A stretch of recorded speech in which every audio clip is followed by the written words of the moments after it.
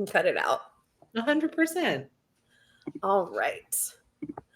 Welcome to Retail Revelations. My name is Chelsea Mulligan, and this is all about having the tough, unglamorous, but essential conversations. We dive into real truths about cannabis retail, what can help and what can hinder license holders. Again, my name is Chelsea. I have open managed or triaged over 50 dispensaries as a singular consultant. With teams, I have been in over 90 licenses across the country, and this also includes 10 manufacturing facilities and 11 cultivations.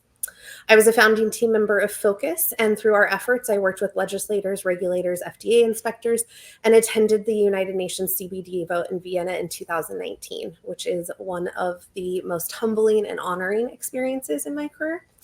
And I was also one of the small group of people to write the hemp model code, which helps the FDA regulate how CBD goes into food. Since the pandemic, I've continued to do my operations and compliance consulting through both receivership work and court-ordered receiverships, as well as contract work with individual operators. My soapbox is employee management, giving people a place to thrive, a place to grow, a place they like to come to. And it's honestly an honor to get to be a part of all of their journeys. Today, we're going to talk to Lauren Carpenter, who has been integral in her positions both in and out of cannabis, and most notably in cannabis. She is the co-founder of Embarc, which is one of the largest retail brands in California.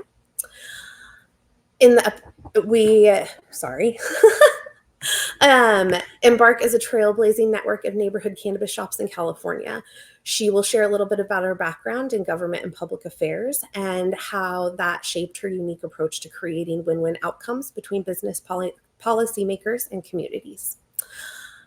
Lauren, can you introduce yourself just a little bit? Share anything you'd like to share? Yes, although your bio is so epic, I'm feeling honored to be in your presence and very undeserving of sharing the mic with you. So hard bio to follow for sure. Hard background to follow, but same. I feel honored to have you here. Like, thank you so much for joining me. Yeah, so I'm like, okay, well, how am I relevant here? No, so I long story short, I guess I started working in really bridging the gap between government and community on a variety of issues unrelated to cannabis. That's what I started my career in.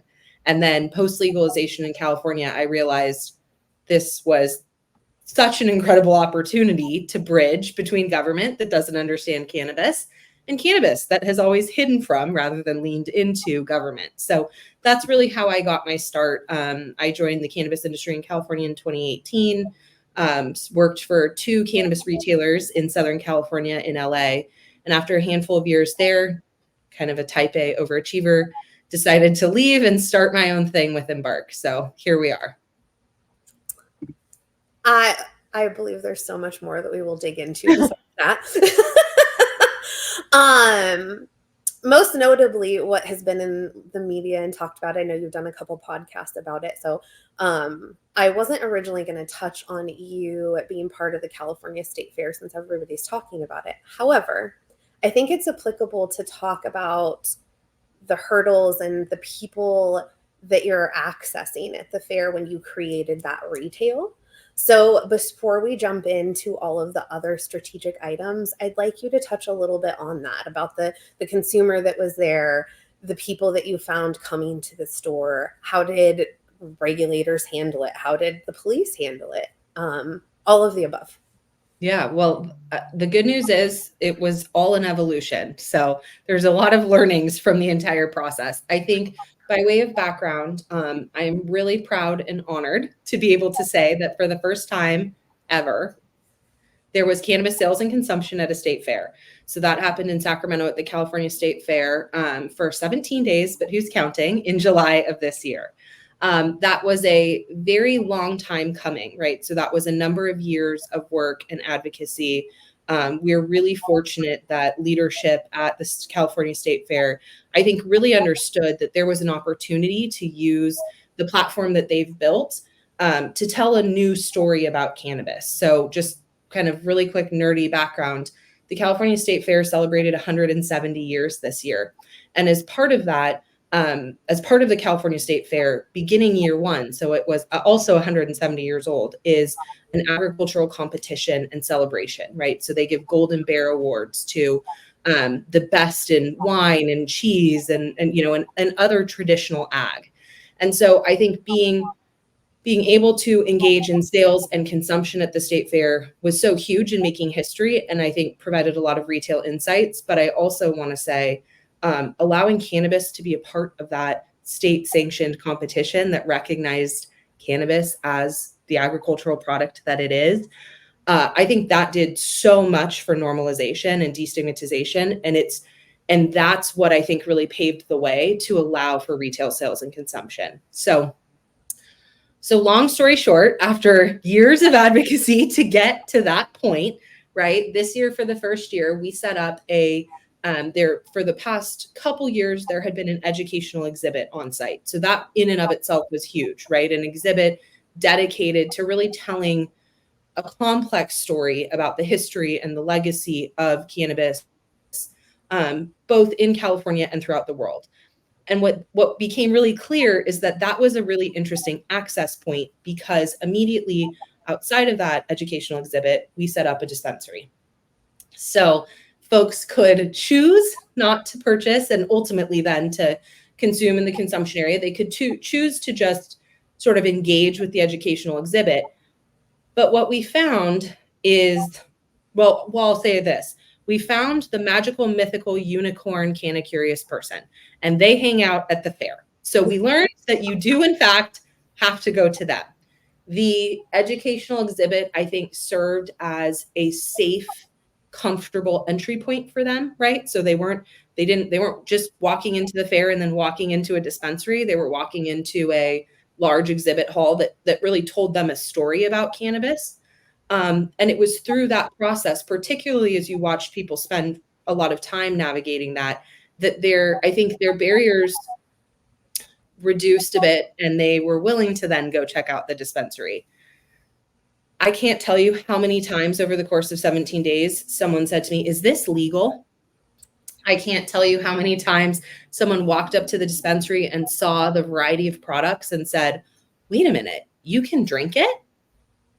I'm like, "Oh, you can do more than drink it. Let's talk about it," right? Like, woo, this is a whole new world, right? So I think for me, setting up retail in 115 degrees outside in a state fair, that in and of itself is sort of a wild task. But I think really what it showed me is we went to where the Canna Curious are, and outside of our echo chamber and outside of our bubble in the retail environment. And what I learned is a lot of those Canna Curious truly, even in the state of California, still do not realize that this is legal, still do not realize that there's the ability to access cannabis, still do not realize that they don't have to smoke it, right? And so I think it was this incredible opportunity to have conversations that we don't typically have within the retail, mainstream retail environment. I also think, to your point around how did the regulators act and how did law enforcement act, we were really fortunate. And this is not something that you often hear people say when they're talking about their interactions with regulators and law enforcement. But, we were really fortunate that I think all eyes were on us, given that this was the first time something like this had ever happened. And so I think there was a collective reverence for what this could mean if done well, and absolute terror at what it could mean if done poorly, because we were getting international press coverage. Like, that just would have been a real disaster. And so the regulators and kind of local law enforcement, I'm really grateful. They really came together with us and sort of said, this needs to be a success, right? We can't have consumption at a state fair be a disaster. And so ultimately, we were all vigilant, particularly at first, because there were a lot of unknowns. But I think we all sort of linked arms and saying, we want this to be successful. How do we collaborate to get there?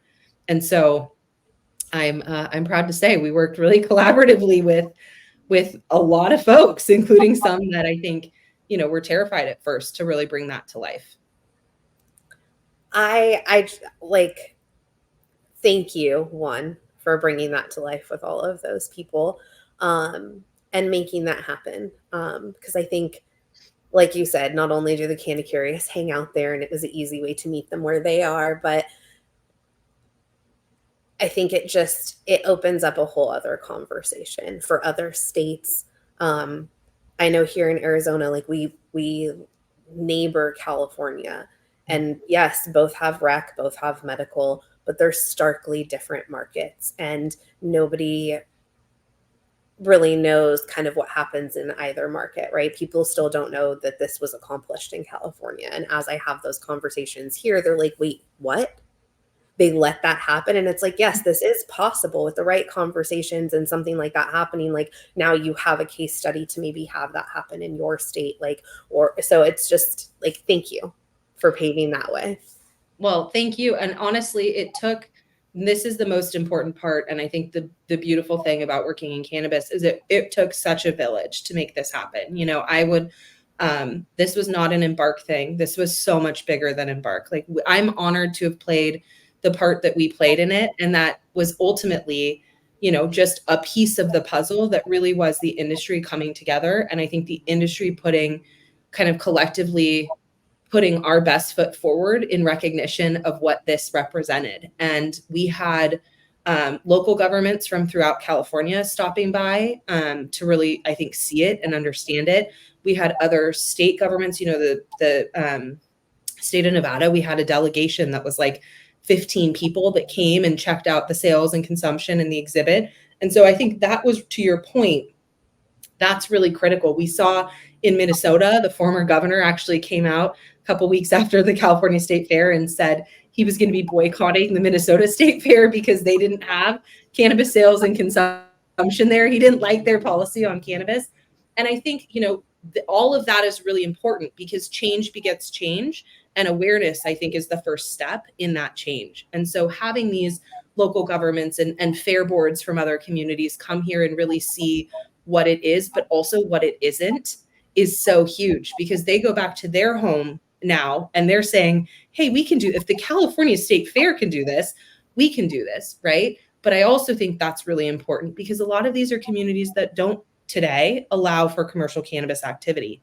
And so if you can have retail sales and consumption at the fair and everything goes swimmingly and law enforcement and local elected leaders and the community is really able to see there is a space and a place for this plant in our community. And oh, by the way, it's already here.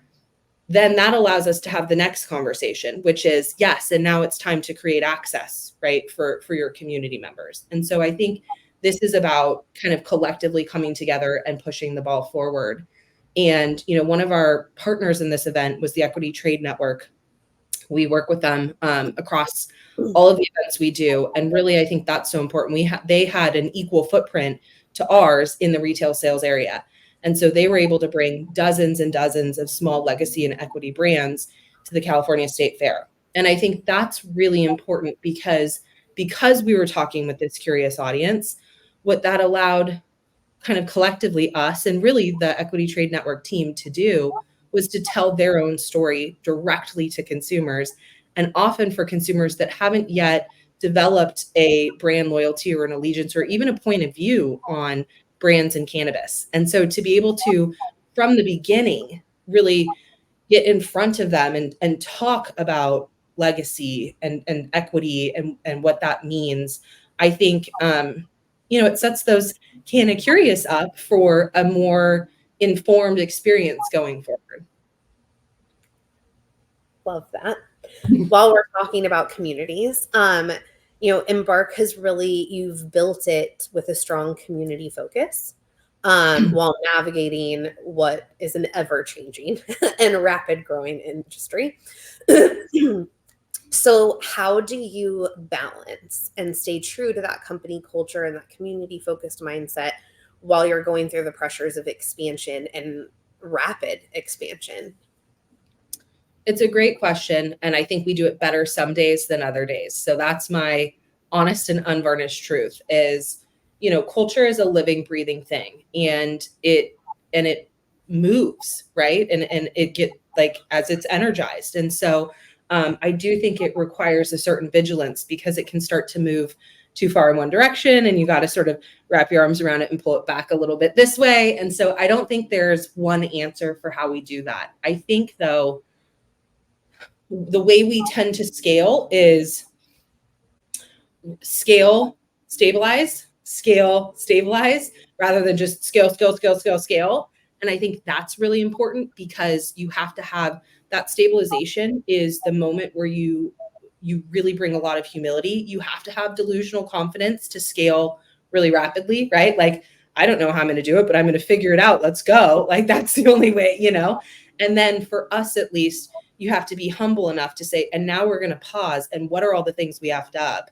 And what do we need? You know, where do we need to course correct? Like, let's look at the ugly and the warts and let's fix it. And then let's get delusionally confident again to keep building. And so twice this year, we've opened 2 stores on the same day, which I know for MSOs and things is no big deal. But for us, it's a very big deal, because our entire leadership team, that means our entire leadership team is effectively on the ground in one of the 2 stores, right?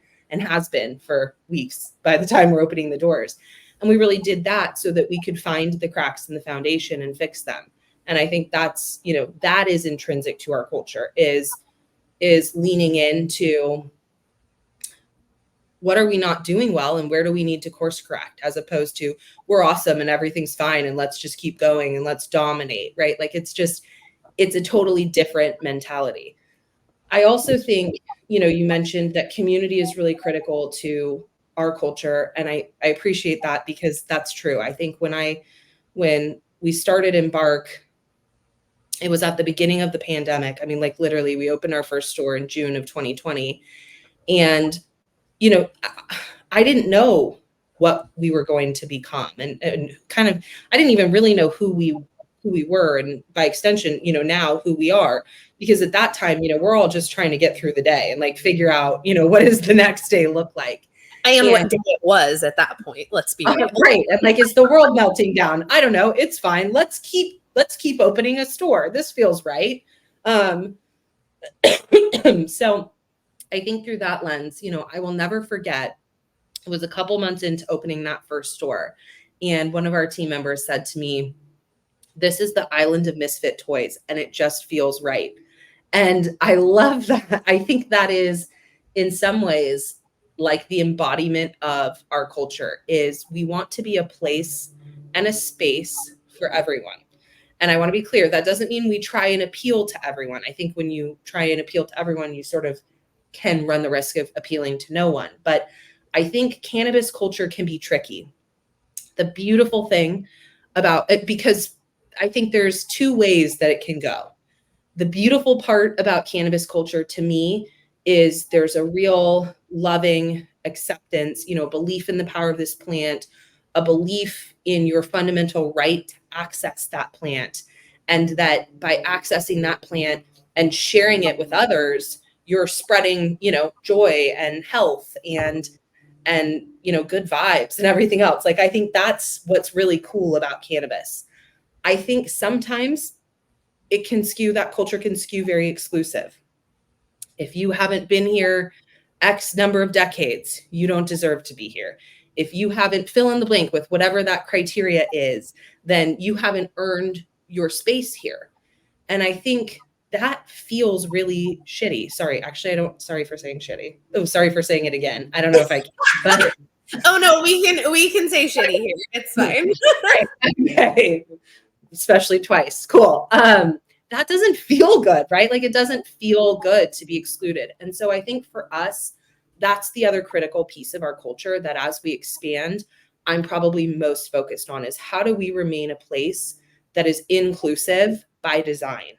And that's challenging in some of the communities where we operate. In a community in the Central Valley, we had a very strange, very kind of weird anti-LGBTQ incident from a community member. And I had a lot of team members that are LGBTQ. And so, standing with them in the face of that was really important, is really important. And I think was really valued by the team, because their response to me standing with them showed me a lot of their previous employers and experiences didn't stand with them in that conservative Central Valley community, right? And so I think this is super long-winded. I've totally rambled, but I think that's fine. When scale becomes your only focus, you lose your soul. And because I think you become so convinced that you're unstoppable and you become really focused on domination. When I worked at MedMen, I used to march into people's offices and say, we've got to pivot from this idea that we're dominating. Like, that's just such an intense, horrible feeling, right? Like, I think protecting your culture is being humble enough to continuously recognize when you've totally dropped the ball.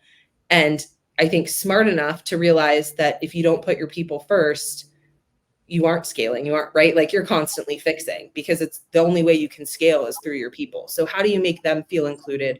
How do you ensure that their voice matters in what you're building and what you're doing? And then how do you take those lessons and hope to God that you're learning from them so you don't keep making the same mistakes? I love that. And honestly, when you said you were rambling, it kind of goes into where I was going to go anyways. As you scale and honor that culture, how do you let each of those communities' individual vibe kind of shine through your store, through that culture? Because I think that's important, right? Like, you can have a brand and you can have tons of retails, whether it's 1, 5, 15, but if it's just a blanket culture and you're never involving the community that you're truly serving, Yep. I don't find it then successful, and I don't think it's successful long term. So I think it's important. So how do you allow that community vibe to shine through of that specific community? It's a great question. I think it starts for us with a listening tour. So kind of taking a step back, and we've never acquired a license. We only win them through these like competitive merit-based processes. And so they're beauty competitions. I mean, they're competency competitions, but they're also beauty competitions, right? And for us, we are really focused on, but oftentimes before those processes ever even start, we identify markets where we feel like there's a cultural fit for whatever, there's some values alignment with that community. And we start with a listening tour. And what I mean by that is we often will spend a couple years in a community meeting with everyone. I mean, everyone. People who are excited about the idea of cannabis, those are always really fun meetings, because usually it's people who are not. Usually it's who have been the sort of impediments, maybe not individual people, but sort of like what stakeholder groups are typically those that have prevented cannabis from being accepted in that community. Those are typically, that can be faith leaders, it can be school board members, it can be, kind of concerned parents and teachers. It depends on the community, but there are always myriad folks that have misconceptions about cannabis, or or really strong feelings about why it shouldn't be in their community. And we basically ask each of them individually for coffee over and over and over for a long time. And we spend, we roll up our sleeves and we spend the time doing the work and having those conversations. I have talked with people who, have lost a child to drug overdose, and who believe that cannabis was the gateway drug for that, right? And so I've sat as they've cried and told me the story about losing their kid. I've sat with the faith leaders who bring out the Bible and want to talk about all of that, right? Like, we talk with we try and talk with, kind of every stakeholder group. And that is the beginning of really informing our approach to that community. And so I say that because it means from before we've ever even put an application together, we've spent time. And of course, you can't meet with literally everybody, right? But like, we've spent the time getting to know a lot of folks in the community and having their fears, but also their hopes and their dreams for what this could be, inform what our plan looks like for that community. And then, we use that information to also inform, what does our store look like? We hire locally, because if you're local, you care about your neighborhood more, right? So we take a nuanced approach there. And then I think finally, we tend to have a local resident as a partner with us in the business, because I, as CEO, can't be in 15 communities every day, right? It's important to me that there's someone at the table with me who gets up every day in that community and cares only about that community, right? Because they're a real advocate for how we localize our efforts. And in addition to them, we put together a community advisory board. Excuse me. And that's, usually between 5 and 7 community members who they are volunteers and they get to allocate our community benefits funding. And so what that means is we have a group of local stakeholders who not necessarily are all supportive of cannabis, but by the time we bring them together, they're supportive of, if cannabis is coming to our community, I want to make sure that we're doing it right. And through that, I think, we are able to really localize our efforts. And then I would say, finally, once we are open, we are in the community all the time. I mean, like, we are at the farmer's market on Saturday morning and Saturday night. We're at trivia at the local watering hole. And on Sunday, right? Like, our team is typically so passionate about the store and what they do and cannabis. They are stoked to be able to go out and, they're stoked to take the experience they create within the 4 walls of the dispensary and bring it to all of these different places within the community, right? Whether that's community cleanups or, like I said, or trivia at the watering hole. And so I think, that all comes together to create sort of a unique culture within each store. I like to say, we have sort of Embarc cultural guardrails around what it means to be a part of the Embarc team. But then I think every store, when you walk in, is unique to that community because of all of those factors. And the other thing is, we don't operate in LA or San Francisco. We operate typically in secondary and tertiary markets. And in some cases, these are cities that don't get a lot of love, right? Like, they're kind of a random city in the middle of the Central Valley or whatever. And Courtney, who is our chief brand officer and just this creative genius, she really creates a lot of merch and a lot of stuff that really honors each community, like literally puts the name of the community on everything, right? Like, hi from that community's name. And in a lot of these communities, no one's putting the name of their city on anything. It's a random city. And so we're also finding that there's a lot of pride, like local community pride, that's being created through that approach. And so it's fun to be able to be part of, like, celebrating what is unique about that community and having the community feel really excited, like, oh yeah, we should celebrate that. There's so much I want to expand on there, but I just want to touch on what you said about the employees kind of really buying in and being so passionate, not only about, like, Embarc, but about their community and kind of marrying the two. And that just, like, hits such a heartstring for me, because that's part of why my soapbox is employee management. So, like, I love that that's part of Embarc's mission, because I think sometimes that's lost in not only our industry, but all industries, right? Employees eventually just kind of become a number, and not really fostering an environment within each store to create a place where they feel like they are a family member, or they have some skin in the game, or want to be. And to be successful, I truly believe that's something important. So, like, that makes me just so happy to hear. And that's hard, by the way. That's super hard to do, especially as you're scaling. But I think, that for me, that's one of those, that has to be bottoms up and not top down. We have to be leaders from the top and role modeling what we want this to be and who we want the Embarc team member to be. What does that look like? But I think, if you're trying to micromanage employee culture from the top and not empowering your leaders in the stores to be, the biggest cheerleaders for their teams, I think, it's just not, that's the only sustainable way.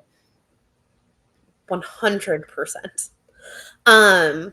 Okay, so let's dive into the difference between your corporate roles kind of and your cannabis roles. Not to say that your cannabis role isn't corporate, but you're clearly marrying that corporate and culture, as the Beard Bros like to say. You're in between the section of industry and culture. So what would you say the largest difference between the corporate giants and the community cannabis focused shops is? What's the difference in the retail strategy that makes your brand different in such a competitive space? I think we've touched on one of the biggest in my mind, which is that localism. When you are so committed to your corporate aesthetic, your corporate SOP, that there's only one way of doing something. And by the way, that is important because compliance exists and is unforgiving, right? But I think, when you're so dedicated to who you are, there's a disconnect versus a store that's committed to who you are within this community. Who is this community? And I think that's the big difference you see between the MSO operators that have, one look and feel and one approach, and, the background of their GMs can only be this background and the back, right? Like, it's when everything is so regimented that there's no opportunity for nuance, I think you lose that approachability. I think the other thing that we've really focused on, that I think has served us well is, and this is going to sound really weird as it relates to your question around retail, but is around leaning into the personalities of our people, right? Because that's very unstructured, which is terrifying in scale, right? To have these unstructured things that are very specific and unique to each place, that feels very unmanageable. But I think the connection that we create, at the end of the day, I'm a box that sells the same products as the box 3 blocks away, right? And that box 3 blocks away is doing 40% off all products 7 days a week because that's their strategy, because apparently that's a strategy these days. So I think within that environment, for me, differentiation is your people. I mean, that's it. Like, everything else is the same. Oh, we have 10% different SKUs, right? But I think embracing the unique, my island of misfit toys, myself included, and letting them be themselves and develop that rapport and have a relationship with you be very different than the relationship with the next person that, they meet right after you. I think that's the differentiator between, these very, very corporate environments and these community-centric operations. And I think, the roots versus suits tension is so exhausting. It's like the binary of it is so exhausting because, we have been able to do more. Some of the folks on our team that have come from these very corporate environments, from these massive organizations that had, 10,000 or 100,000 employees, they have been able to teach us more in 6 months about how to manage our supply chain or whatever than, I would have been able to learn white knuckling it in 20 years. Right. And so I think there's absolutely, I wholeheartedly embrace that there's a place and there is a space for that expertise. It doesn't negate that my director of partnerships, her background is 15 years in cannabis, right? And that bringing that expertise is the art that is coupled with the science that is our special sauce. And so I think that's the other piece of this that's, I kind of talked about, there's the double-edged sword of cannabis culture sometimes. And I really try and lean into that, the positive and inclusive part. I feel the same way here, right? Is, there is process takes pressure off people. And so if we care about our people and we want to create an environment where our people get to be their best selves, then we need to take some lessons from the big corporate folks that have created process, right? Because if I can give them process, then suddenly they aren't spending their whole day running around trying to figure out how to solve problems. They get to use process to solve problems and spend the rest of the time leaning in on just being a person with the people in our store. There's definitely a place for both, and you have to marry both, I believe, to be successful in our industry. And you're right, it is exhausting. I like to just live in the place of there's a place for both. We can all belong here. Let's all do good business and be good humans, and then we can all exist. Yes. Which leads us into my next question about integrity. Cannabis is fiercely competitive. In California, it's a competition on a whole other level than other markets, obviously. And, some people are willing to bend the rules to get ahead. So how does Embarc and how do you train your managers to maintain their integrity and foster a level playing field while facing competitors or suppliers that may not always play fair? It's an amazing question. And I keep saying this, there's not a one size fits all answer there, I don't think. I think a critical component of it is leading by example. And so, I go back to, we had talked about like being really honest about where you've made mistakes or where you need to improve. I think when I own and embody F ups and everything else, I think it makes it easier for other people to do that too, which I think is critical. I think for us, it's integrity in how you treat your team members. It's also sort of integrity in how you treat your partners is something that comes to mind for me. We are an agnostic retailer. And what I mean by that is we did not, launch, we don't own 30% of our shelves and launch that way. We really wanted to start Embarc as we are an agnostic retailer that partners with brands to bring you the best that California has to offer. And we've flirted we did like a limited edition devil's lettuce with traditional, or we just did this fun beverage for the state fair. But my point is like, we are not, and I'm not criticizing or saying doing this means you don't have integrity, but for us, we did not start as, hey guys, you're here to sell these products, right? We started as, you're here to find the best thing for the person you're talking to, irrespective of what that is. And I think that is something that's really important and that we've continued to maintain and to train around is it is your job to be the best human you can be when you show up and to bring that best version of yourself to everybody that you're interacting with. And I think finally, like that's partnership to me. That's partnership with the community. That's what builds the trust for people who walk through our doors. And then I think finally, it's been really important to me that we maintain integrity with our brand partners. That I think, I believe retail holds a lot of leverage right now because so many retailers are being bad actors and not paying their bills. But I wholeheartedly believe that the future of the California market is with brands. And so this idea, as I watch as other retailers just absolutely like destroy their brand partners vis-a-vis this race to the bottom, destroy their brand partners vis-a-vis these, I'm not going to pay you and then just replace you with some cut rate version of you. And then I'm not going to pay them, because there's all these brands that die and new ones that pop up. I think that's where, from my perspective, I'm seeing a lack of integrity in the supply chain. And so for us, like I'm really laser focused on that. I believe that we are, as an industry, we're only as strong as our weakest link, and we really have to link arms across the supply chain. The fair was a great example of where I feel like a lot of small farmers who have no meaningful access to the public. We really tried to amplify them and to give them the place and the space to directly tell their stories. I think, it's crazy to say this, but like paying your vendors and being transparent and honest about that.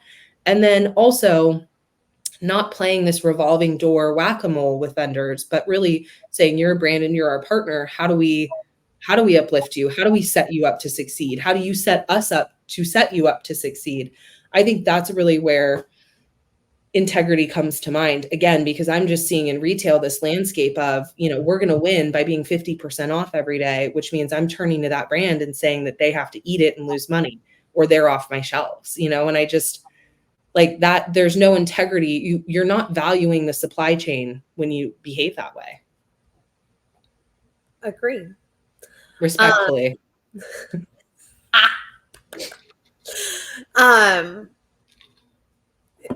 This question, and you don't get to use that mistake as this question's answer.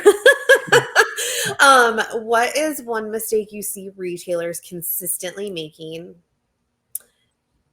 that they think they're like playing it safe, right? Or they're maybe doing the only option to keep their business afloat, but it's actually holding their business back. What would you say one of the larger mistakes is there? Good one. Thanks for that. I think two things came to mind. One is, and and it's tragic, you know, a lot of people just not paying their taxes, like just not paying them at all, right? And I totally understand that for a lot of folks, that's because it's a last resort, right? And so they're either making payroll or they're making that excise tax payment. And it is that binary. But I think the unfortunate reality of that is, you know, the CDTFA makes the feds look like Girl Scouts. So I think, you know, it's an, I understand why it's happening, but it's a short-sighted move. And I'll just share, you know, I get multiple calls from retailers a week saying, I will hand you my keys. And oh, by the way, I owe X in taxes, right? And that X it so surpasses the value of the license that, you know, they're just now for their mental health, for their survival, it breaks my heart because they're so upside down, right? That the only they've poured every fiber of their beings into building this business for however many years. And the tragic way it looks like it might end is by handing over the keys and walking away, you know? So I think that's probably the most acute one that I'm seeing because I'm getting those calls every week. And it's heartbreaking, you know, and it's heartbreaking, especially I talk to a lot of operators, particularly in San Francisco and Los Angeles, just because of the proliferation of licenses in those communities. And they're saying, just, you know, save me. Yep. And so, you know, we know what it takes to get that store. Like we know the sacrifices it takes to get to that point. And so to see it end that way is just rough. I think the other thing I see people do, and I don't know that it's out of desperation. I think sometimes it's out of inexperience. And to be clear, I made some of these mistakes. So this is not like a holier than thou statement. It's a learn from my mistakes moment. I think I've seen a lot of people when they're opening their first store, or maybe they're going from 1 to 2 or from 1 to 3, who get talked into needing all the things and all the consultants. To be clear, consultants can be what save your business, right? They bring the expertise that you don't have. I imagine you're a wonderful example of that, right? Where you bring the expertise someone doesn't have so that they can get it together and create a viable business, right? But I've seen so many folks where they have the designer consultant, so then they spend $3 million on their build out. And they have the marketing consultant and then they have their tech consultant that convinces them to get this all in one platform, which, spoiler alert, means it doesn't do anything well because it's trying to do everything, right? So I think that's the other thing I've seen a lot of is, you know, operators who at this point, they're 4 million in the hole before they open the doors, thinking that then they're going to make so much money and their store's grossing 4 million a year, which means they're taking home not right. Like, so I think that's the other big thing is people over index. You know, I've seen so much beautiful swag for a first store opening and you're like, that's 200 grand in swag, you know, like that doesn't really make a lot of sense. Like you don't even have name ID yet. Who's buying that yet? You know? So I think there's that piece of it too. And I think it's well-intentioned. People are wanting to set their businesses up to succeed. But like I remember when we opened Tahoe, I had this dumb idea. The really cool aprons was going to be the uniform. And I don't know why. I don't know. It was a idea, like, right? Cool. So super not scalable to spend, you know, $130 on these like super cool aprons for each employee that, by the way, suck to be wearing for 8 hours when you're trying to go to the bathroom and like your neck hurts because the things were, anyway, my point being like, you have all these ideas and then you start operating, you're like, wow, that was awful. So I think that there's, you know, not over indexing into that stuff in the beginning is also so critical because I think it puts people so far behind before they've ever even started. I want to expand a little bit on what you just talked about because I think like it's what I've talked about a few times in the past too. Like building your team is so essential, not only on the entry level but also on the higher level, right? Like you said, consultants can come in and they can make your business. They can help you in ways that you didn't even know you needed help in once they're there. Yeah. There's also consultants that can come in and not give you the information that you needed and direct you in the completely wrong way. And And sometimes it feels like you need a consultant for every single thing. And like, you don't always need that. Right. And there's different times where that makes sense. And sometimes it makes sense to build your team with somebody in and not bring them from outside. And I think it's kind of like you've said, there's not a blanket answer for anything, but building your team and doing it strategically and with intention and thoughtfulness is always a really good idea. So give me a few more of your don'ts. What should people not do when opening or operating a retail? I think don't get too committed to anything. Right? Like don't accidentally die on the vine because of your ego. I've seen that. I've done it, right? When I have really strong conviction on something and it just takes me too long to come around. And I think that can be really cancerous because it's so frustrating for everybody around you that can see this is a dumb idea, right? Like we've given you other ideas that are a lot better. I think that it's unintentional. Sometimes you have blinders on, but I think that's really huge. I would say don't undervalue, and you just touched on it. Don't undervalue your team. And I don't mean economically. I mean, there are a lot of times, even today, where I'm asking people to wear multiple hats or to do way more than one person should. It is not realistic in this industry to not do that sometimes. But I think don't take for granted that you're asking people to do the impossible every day and they make it possible. Like it's not fair. It's easy. And I do this more frequently than I'd like to admit.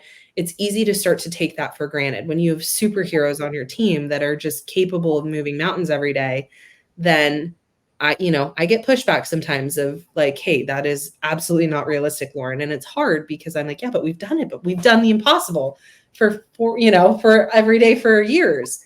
So don't confuse the fact that you have superheroes that are really scrappy with, the idea that that's the norm, and lose sight of the fact that you need to appreciate that in your people. I think that's how you lose those superstars that are the key to getting you to where you are. And then I think like we talked about this earlier too, don't forget it's not about you, it's about them.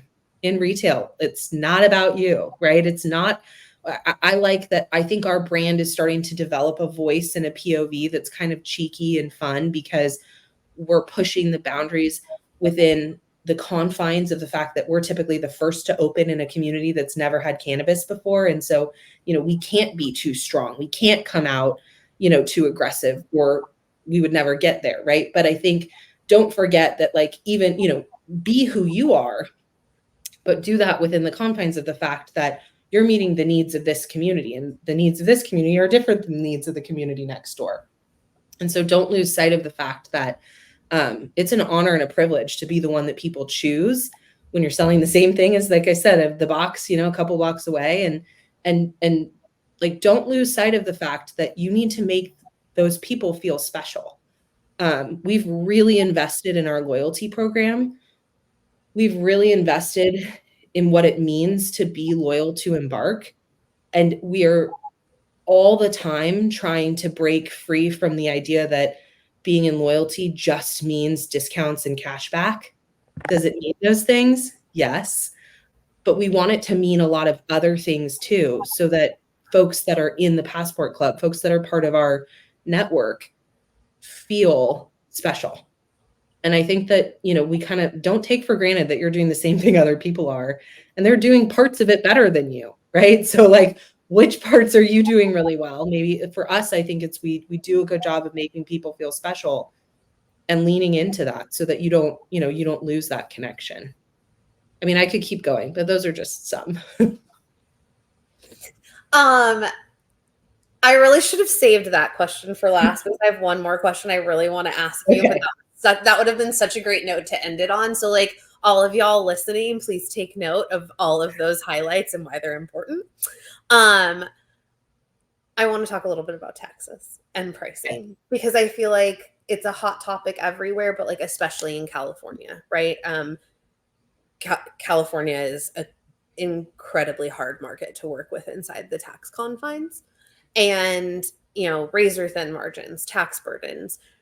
What is your and your team's approach to managing financial sustainability while offering competitive pricing and the highest quality? It's whack-a-mole. It feels like it's whack-a-mole So sometimes, I'm like, oh, girl, I am tired and I haven't even answered this question yet. I think I put a lot of faith in our team. So our purchasing team, including our director of partnerships, which is who I mentioned has, 15 years of experience. People come to me all the time, right? Friends and otherwise. I'm going to come to the CEO. I'm going to get on the shelves. And every time my answer is the same. When it comes to our partners, Ivy is my boss. And I say, that is my answer every time. Right. And so that is, I'm oversimplifying it, but that's how I ensure quality is I don't mess it up. I don't phone a friend and say, hey, Ivy, you have to put so-and-so on the shelf because they're my homie and we've got to give them the hookup. I think having that be someone's job and having that person be empowered. A lot of buyers reach out to me and say, oh my God, I really want to be a buyer at Embarc, basically because you guys tell people no, which, hear me out, is I think important because what it means is Ivy gets to do her job, right? Like it's not being influenced all the time by all of these outside forces that start to erode what she's looking at. She needs to be marrying art and science. What do our consumers want? What is the best in the market? What is new and upcoming that she believes is going to meet an emerging need? That is her job. And empowering her to do her job is, I think, the biggest piece of that. In terms of remaining competitive, we are not the shop that is 50. We were one of 2 stores in the city of Fresno. And over the past about 6 months, we've gone from 2 to, I think, 12 there. And a healthy handful of the new stores are a minimum of 40% off every day. And not that that's exclusive to that community. It's very acute and noticeable, right? Because they're punching into a market that had only had 2 stores for about 2 years. And that's how they're making their splash. We are not that store. I will never be the cheapest store right within that environment. And for me, that's because you asked, how do you balance? And that's not balanced. Training your consumer that the reason to purchase cannabis is because it's 40% off today, and going to your brands and consistently asking them to take it in the shorts without any real benefit, like that's not balance. So I think for us, I had mentioned our loyalty, which is called Passport Club. I think Passport Club is one of the greatest ways that we provide that value against a landscape that is, heavily taxed and heavily burdened. That is where I invest. So I invest in creating value for those who are loyal to us through discounts and promotions and things of that nature, but also through kind of one-of-a-kind experiences and connections. Through Passport Club, you can win, you can earn a farm tour. You can go to live music or a festival because we have a festival arm of our business, right? Like we provide those most loyal to us with trip to South Lake Tahoe to stay in the coolest hotel and check out, go skiing, whatever. Like value is more than price. It has to be in an environment where we're so taxed that price, no matter what, is high, right? And so for me, redefining it that way for our team, it's experience, it's the loyalty, it's the benefits of loyalty, et cetera. I think that's how we thread that needle. Okay. Thank you. Also still a really great way to kind of bring it to a close. So to recap kind of for our listeners, from what I've taken from everything you have said is communication with both your team and your community while you're in it, before you're in it, meeting people where they are, mm-hmm. and building your team in a strategic manner is kind of a few of the ways that Embarc has been so successful, and you have been so successful throughout all of your endeavors.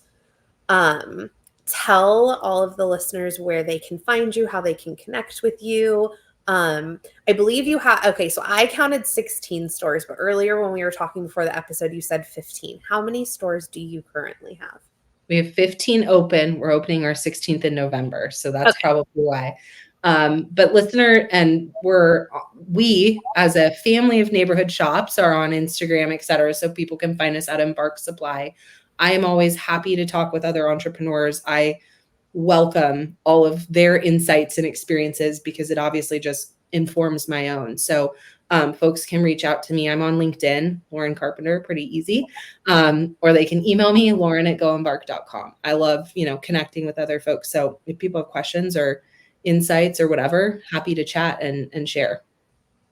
Well, thank you so much for being here today. I know I learned a lot, and also it was really nice to be alongside another female that is truly trailblazing in this industry and in a market that has been around for a while. And you are infusing some new life into it. And it's really nice to see. Thank you. To close it out, I am Chelsea Mulligan, also known as the Dispensary Whisperer. Thank you so much for listening. You can tune in next month with me to chat with Andrew from Happy Cabbage to hear how he built a text and marketing platform that does better sales and buying assistance than some of the point of sale systems. I'm on LinkedIn as Chelsea Mulligan. Instagram is the Dispensary Whisperer. Please go connect with Lauren on LinkedIn and also follow Embarc's continued growth. I know this is just the beginning. And truth be told, I have not met Lauren in person, but I'm really excited to in the near future, hopefully. Make sure you go follow Beard Bros Farms on Instagram. If you're in California, Missouri, or Massachusetts, make sure you find their amazing RSO products or RSO on the go in a bottle. We all wish we could sesh with the Beard Bros on a weekly basis, but we can't, unfortunately. So sign up for their Beard Bros Friday sesh live at beardbrosfarms.com and get the up-to-date news every Friday. Thank you for being with us, and I will see you in October.